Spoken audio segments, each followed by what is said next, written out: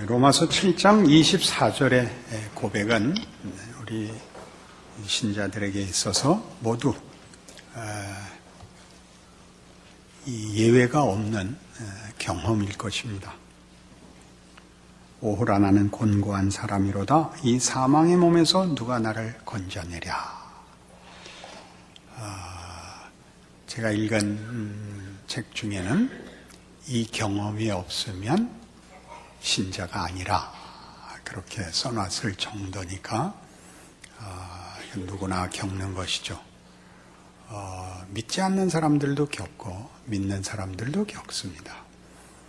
믿지 않는 사람들은 양심과 윤리와 도덕성에서 이 고백을 아니할 수 없고, 믿는 자는 예수를 믿는다는 이유로 더 깊고 더 처절하게 이 고백을 하게 되어 있습니다. 그러나 이 고백들은 다 25절에 보이듯이 우리 주 예수 그리스도로 말미암아 하나님께 감사하리로다. 그런즉 내 자신이 마음으로는 하나님의 법을, 육신으로는 죄의 법을 섬기노라 라는 표현 같이 이것에 대한 한탄입니다. 왜 나는 선을 행하지 못할까? 왜 나는 자꾸 악을 행할까? 라는 의지력과 분별에 대한 한탄이 아니고 소원을 갖고 있으나 실제로는 할 수 없다. 왜냐하면 죄 아래 붙잡혀 있는 신세다. 그게 이 로마서 7장이 우리에게 보여주려는 현실인 것입니다. 죄 아래 사는, 이 세상을 사는 자연인들의 현실입니다.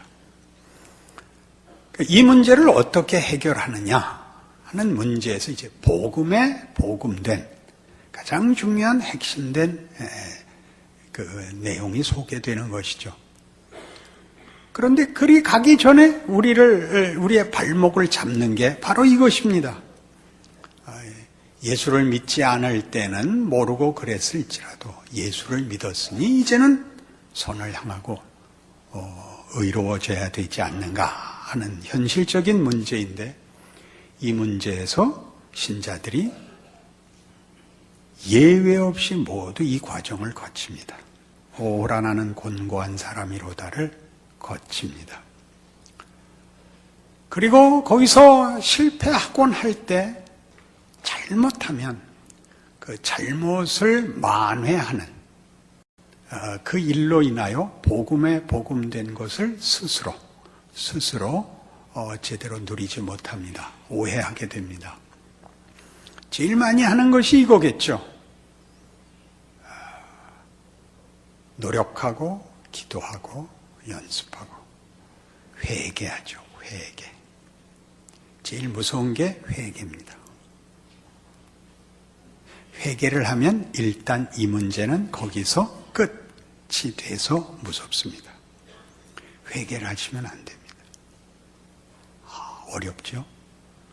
그럼 하지 말라고 그렇게 가자는 얘기 아닙니다. 회개를 해서 때워야 되는 게 아니라 다음엔 이기셔야 됩니다. 진 걸 이기기 위한 하나의 발걸음으로 진전하셔야 됩니다. 예수가 없을 땐 그게 불가능합니다. 왜요? 죄의 권세 아래에 있으니까. 아무리 원해도 안 됩니다. 그걸 빌립보서 3장에서 사도 바울은 이렇게 설명합니다.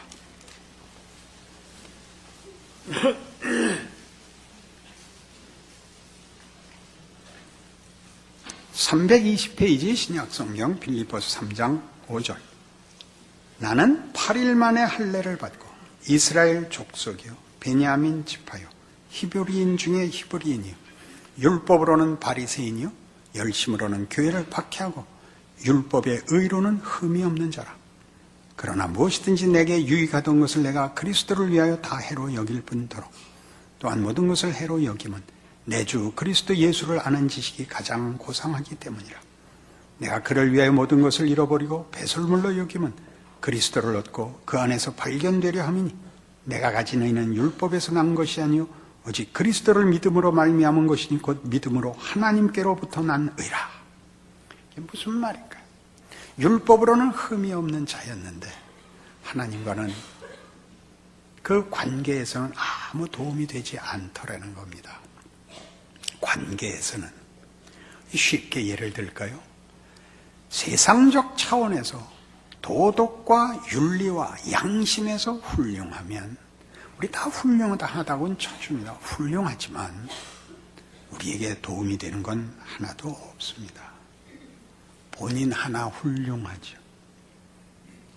훌륭하죠. 기독교가 얘기하는 것은 하나님이 훌륭하시다는 칭찬과 증명을 받는 게 아니라 하나님이 우리에게 은혜로우시다에 대하여 찬송을 하는 것입니다. 하나님이 우리의 복이 되시고 우리의 능력이 되시고 우리를 승리로 이끄신다 해서 예수를 믿는다는 말이 성립하는 것이지, 하나님은 공정하시고 흠이 없으시고 그렇게 얘기해서 우리가 하나님의 자녀가 되거나 하나님을 증명하고 우리 자신을 증명받아 자존심을 세워나가는 것이 아닙니다. 우리의 존재와 인생의 가치와 운명에 대하여 하나님의 부르심과 복주심에 대한 영광과 생명과 진리의 부여함에 대하여 하나님이 우리의 아버지이시며 우리를 자식으로 부르시는 사랑에 대하여 우리가 감격하는 것입니다. 바울의 고백은 이거죠. 오라 나는 곤고한 사람이로다. 이 사망의 몸에서 누가 나를 건져내려 하는 이 경험을 배경으로 하고 있습니다. 율법의 의로는 흠이 없었으되 예수 믿는 자들을 죽이러 돌아가는 일로 그의 율법의 성취가 하나님과는 아무 관계가 없는 것이 됐습니다. 하나님과 아무 관계가 없으면 자랑이 있고 승리가 있을지 몰라도 하나님으로부터만 나오는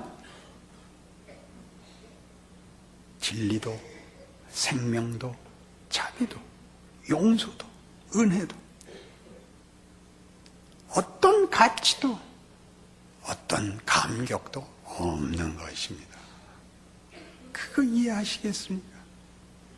예수를 믿으면 다만 옳아서 하나님이 내 편을 들 수밖에 없는 자기 안에 자랑과 근거를 가지는 싸움이 아닙니다. 회개에 대한 재고를 요구하는 이유는 회개함으로 실컷 내가 하나님이 벌 주기 전에 실컷 내가 자복하여 자기 마음이 이제 시원해진 것을 회개라 그러지 않습니다.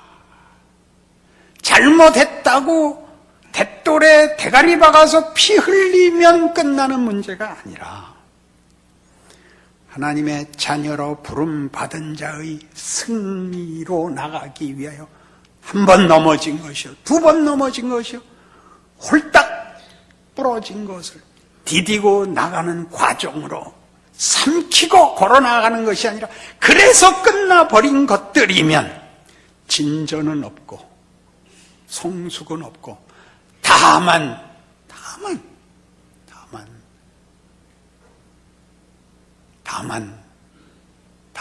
남습니다. 거기는 거친 표현이 나올 것 같아서 제가 하는 말 알아들으시죠? 예수를 믿으면 사람이 달라 보여야 됩니다. 가장 중요하게 만나고 싶어야 됩니다. 생명을 만나는 생명의 환희와 생명의 깊이와 그 찬란함과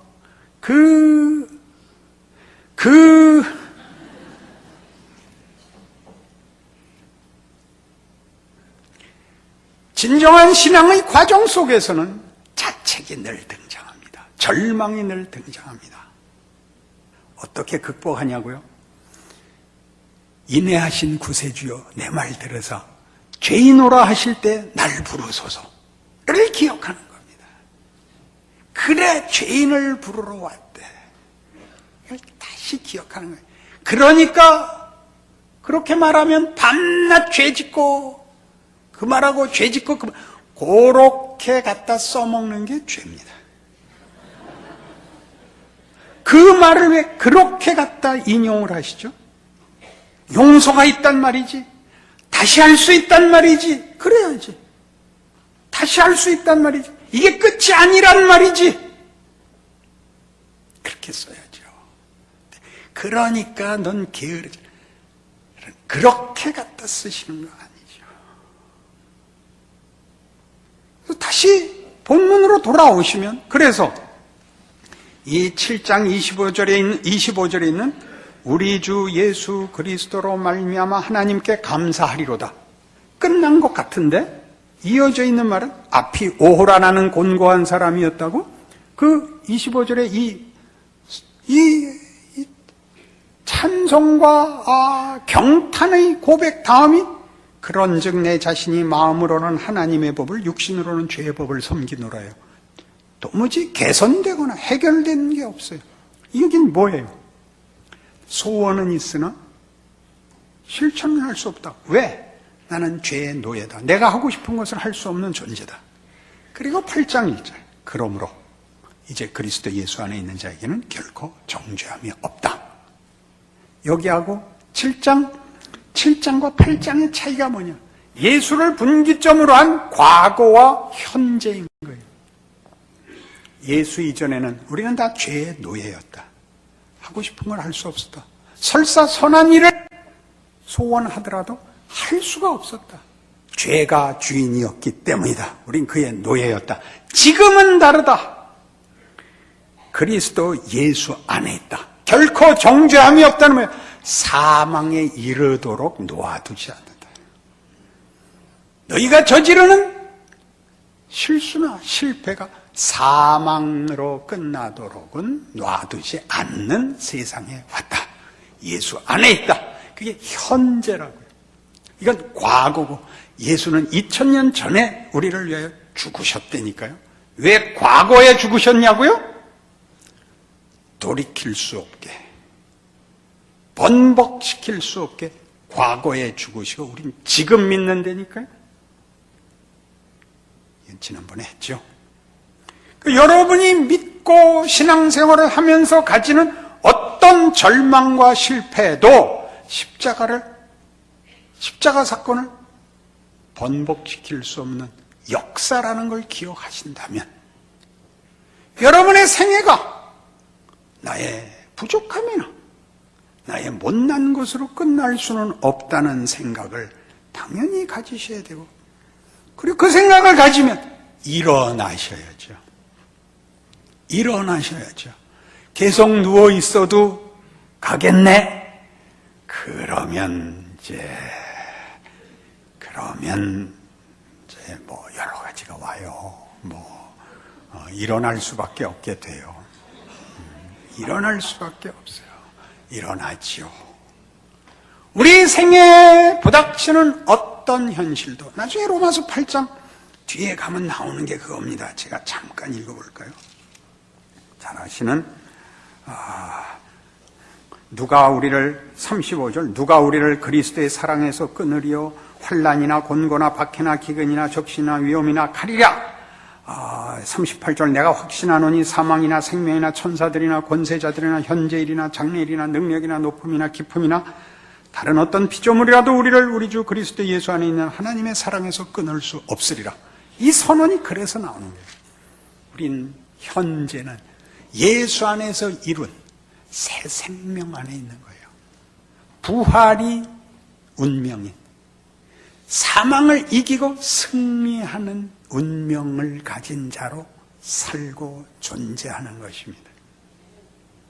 그러니 우리가 살면서 가지는 것이 다만 예수를 믿었는데 왜 나는 실패하지? 왜 나는 안 되지? 정도로 자신의 이해, 자신의 결심, 자신의 의지, 자신의 유효성 정도로 자신을 점검하는 것은 아직도 구습을 따르는 것입니다. 본인 안에 안심을 갖고 싶죠. 예수 믿는 것 갖고 싶은 거예요. 여러 가지로 하죠.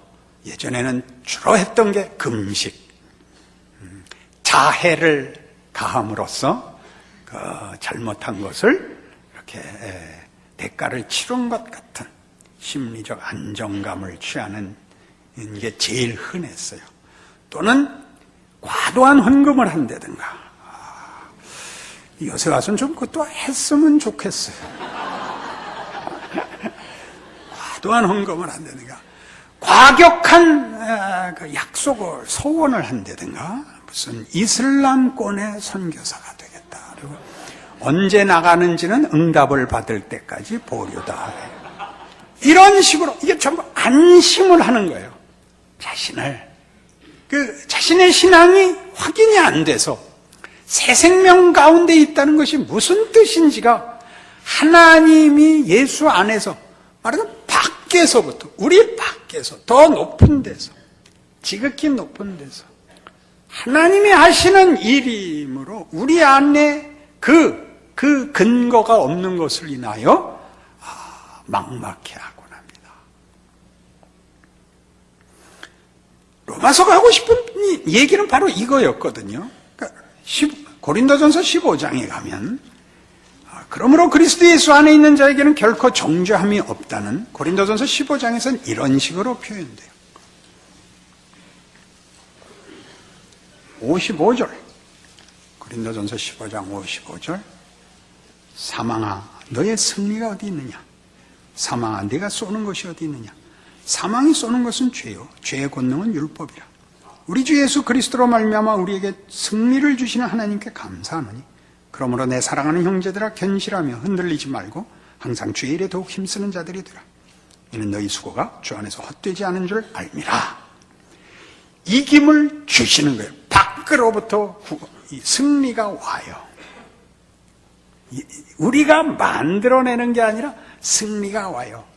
우리가 해야 되는 건 그 승리를 누리는 거예요.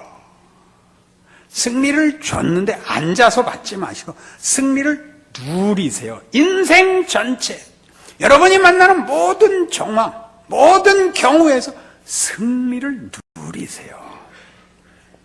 예전에는 우리가 세계적인 그 쾌거가 드물 때는 김기수 씨 주니어 미들급 챔피언하고 카퍼레이드하고 박세리 씨도 카퍼레이드하고 그랬어요. 승리를 누리는 거예요. 그분들이 어디 앉으면 그래서 그분들과 상관없는 일에 이렇게 그 스타가 영웅들이 이렇게 오면 전체가 빛이 나 영광스럽게 그 모임을 생각하고 그 영광을 말하자면 나누는 자가 이 영웅이지요. 우리가 그렇게 살고 있어요. 하나님의 자녀라는 이름으로 우리가 서 있음으로써 나로 인하여 내 나와 바리는, 요새도 그런 말 쓰나, 이제 옛날 거친 세월을 살 때 쓰던, 나는 내가 네게 복을 주어 네 이름을 창대케 하리니 너는 복의 근원이 될지라. 너를 축복하는 자에게는 내가 복을 내리고 너를 저주하는 자에게는 내가 저주하리니 땅의 모든 족속이 너를 인하여 복을 얻을 것이니라. 봐야 축복을 하든지 저주를 하든지 할 거 아니야. 그가 나그네 길 인생을 살아. 가능한 한 많은 사람, 많은 경우를 만나야죠. 그래요, 안 그래요? 그래도 편안한 게 좋다, 그런 얼굴로. 그래서 이 로마서 8장으로 돌아와 바로 그 하나님의 능력, 구원의 능력, 사망을 이긴 예수로 보인 부활의 능력이라는 세상, 그 통치, 그 운명, 그 힘으로 살고 있는 거예요. 그래서 그걸 영으로 산다 그래요. 이게 오해가 많은 부분이죠. 8장 뒷부분에 나오는 3절, 율법이 육신으로 말미암아 연약하여 할 수 없는 그것을 하나님은 하시나니 곧 죄로 말미암아 자기 아들을 죄 있는 육신의 모양으로 보내요. 육신의 죄를 정하사 육신을 따르지 않고 그 영을 따라 행하는 우리에게 율법의 요구가 이루어지게 하려 하심이니라.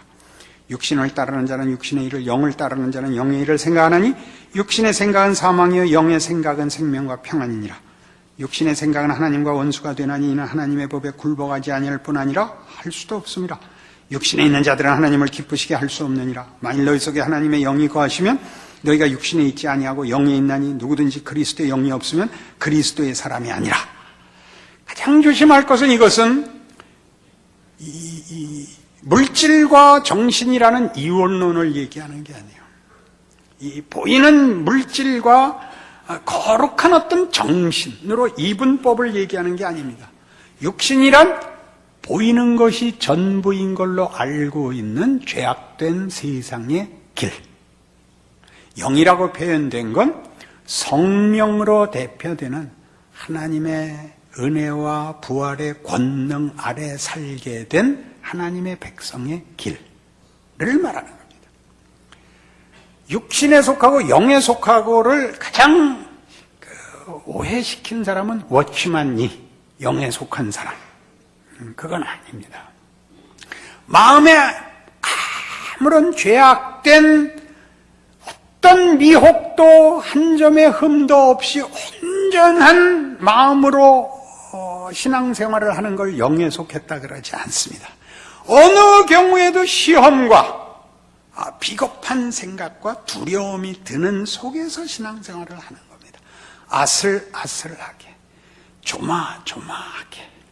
우리가 바라는 것은 생각 자체가 옳은 생각만, 거룩한 생각만 나오고 그렇게 하고, 그래서 무사, 사심이 없고, 무사, 공평이라는 추상명사로 가는 존재가 되길 원합니다. 개떡 같은 생각입니다. 우리가 살아있는 한 이 위협과 시험은 우리에게 늘 그림자같이 따라다닙니다. 그걸 이기는 거죠. 날 너에게 내줄 순 없어. 그러나 이렇게 붙잡고 늘어져서 이렇게 찌그러지게 하는 겁니다. 잘 안 되죠. 그러나 지지 않기로 하는 겁니다. 왜요? 그쪽은 지면 늘 후회가 되거든. 내가 늘 옳은 것을 위해서 일할 만큼 실력이 있어서 그러기보다 인생을 살아오면서 배우는 거예요. 잘난 척은 해봤자 꽝이다. 고함은 질렀자 원한만 쌓인다. 못나게 굴면 내가 손해다. 그렇게 한 걸음씩 매해 떡국을 먹을 때마다 가락가락 속에 사무친 하나님의 은혜가 우리를 이렇게 키워나가는 겁니다. 그러니 겁내지 마십시오. 이 예를 드는 게 가장 실제적일 것 같아요. 여러분 텔레비 중계 보시면 이제 유명한 골퍼들이 그 퍼팅에서 전부 진지하게 하고 그걸 잘해야 되는데 힘으로 꽝 치는 게 아니라 짧은 거리 퍼팅을 하는데 그 타이거 우즈가 그 말을 하더라고요. 유명한 선수 아니에요. 언제 만났냐고요? 그건 말할 필요 없어요. 짧은 걸 하는데 평생 한 모든 퍼팅이 한번 지나간대요, 머릿속에. 그때 빠뜨린 거, 잡아다닌 거, 민 거, 짧은 거, 지나간 거. 그 생각이 싹 지나가는 속에서 그 생각 없이는 절대 없대. 그 생각 속에서 마음을 움켜잡고 미는 거래요. 지구를 들어 올리듯이. 알아들으세요? 그걸 넣는 사람과 못 넣는 사람이 있을 뿐이에요. 어떻게 넣냐고요? 이겨서 넣는 게 아니라 할 수 없잖아요. 그럼 하지 말란 말이에요? 해봐야 될 거 아니에요. 들어가면 원래 잘하는 사람이라고 우기고 그거 못 넣으면 죽인다는 아닌 인생에 들어왔잖아요. 너 실패하면 죽인다가 아닌 네 실패와 네 못난 것으로 끝나는 인생으로는 놔두지 않겠다. 이길 때까지 내가 너 놓지 않는다. 로마서 8장 얘기죠. 에베소서 1장에 이 일을 에베소 교회에 보낸 편지에서 사도 바울은 서두에 이렇게 무시무시하게 빵빠레로 표현을 합니다. 310장